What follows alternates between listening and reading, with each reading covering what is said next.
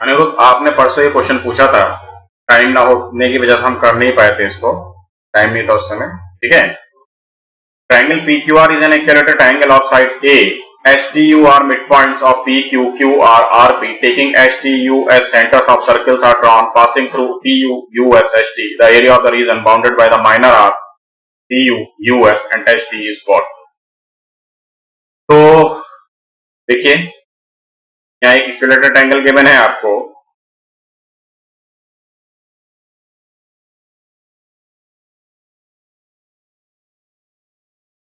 P, Q and R.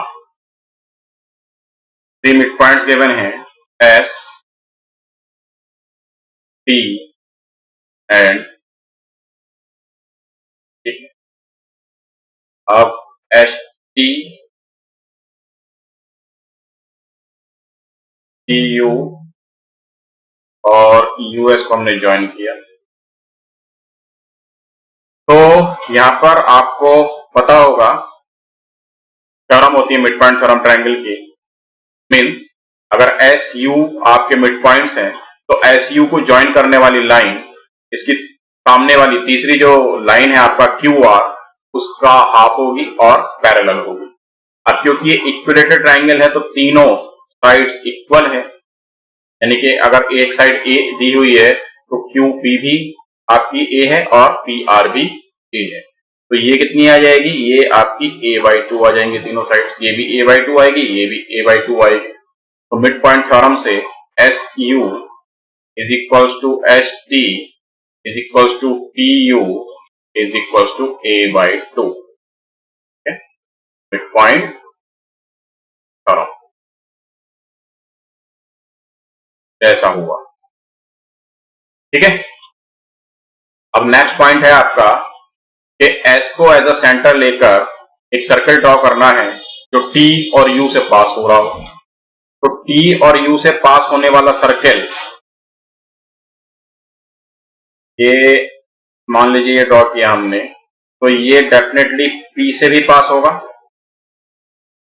क्यों पास होगा, clear है रीजन, क्योंकि एस एज अ सेंटर आपने लिया है, तो एस यू क्या है, रेडियस है, तो रेडियस यहाँ a/2 आ रही है ना, एच टी भी a/2 रेडियस आ रही है, तो पी यू भी तो a/2 है क्योंकि ये मिड पॉइंट है। अब पूरी लेंथ कितनी है, a है, तो ये क्या आएगी, a/2 आएगी। ठीक है, तो इसलिए P से और Q से भी ये सर्कल पास होगा। तो बेसिकली इसी तरह से T को एज अ सेंटर लेना है और एक सर्कल जो TU से पास हो रहा हो, बेसिकली वो R से भी पास होगा, और इसी तरह से Q को एज अ सेंटर लेना है, एक सर्कल जो H2 से पास हो रहा है वो R और P से भी पास होगा। तो कंप्लीट फिगर नहीं बना रहे हैं, जो हमें एरिया चाहिए उसकी बात करेंगे। तो आपने कहा है कि जो माइनर आर्क ना, माइनर आर्क का जो रीजन है वो एरिया आपको फाइंड आउट करना है। ये the area of the reason bounded by the minor arc. ठीक है, माइनर आर्क से बाउंडेड रीजन, मेजर आर्क तो ये है, तो मेजर आर्क से बाउंडेड रीजन तो ये आएगा, तो माइनर आर्क से बाउंडेड रीजन आपको बताना है।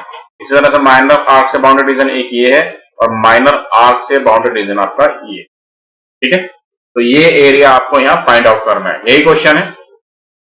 तो area of bounded by the minor arc, area of bounded by the minor arc क्या होता है, theta upon 360 degree pi R square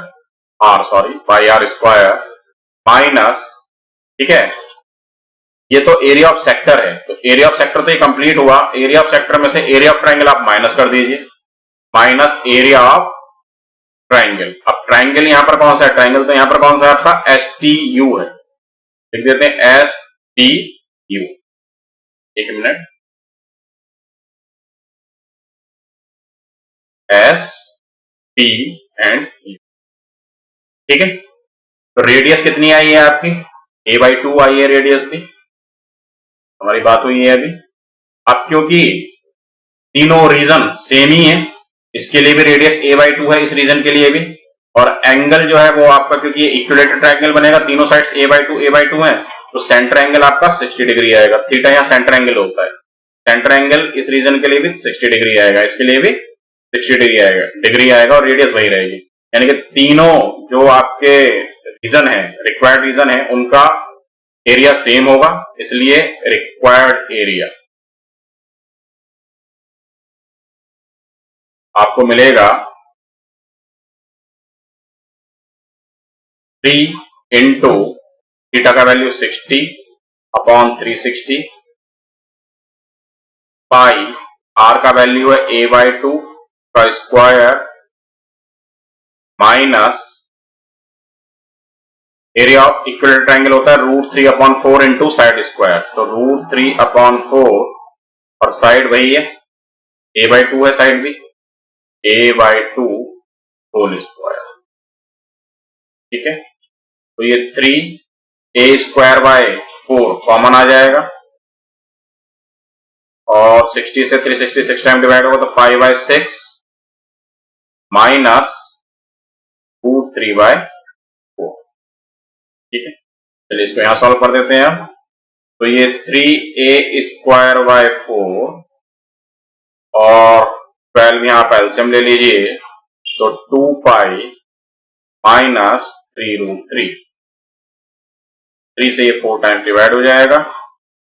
ठीक है, बेसिकली a² 16 और 2π माइनस 3√3। तो अनिरुद्ध, हमारा आंसर तो ये आ रहा है। बाकी अगर कोई क्वेश्चन को समझने में हमने प्रॉब्लम मतलब गलती की है तो वो आप हमें कमेंट्स में जरूर बताइए। ठीक है, नहीं तो सॉल्यूशन तो हमारा यही आ रहा है और हमारा आंसर हमारे हिसाब से यही है। अगर कोई भी आपको कुछ और लगता है तो हमें जरूर बताइए। Thank you very much Anirudh.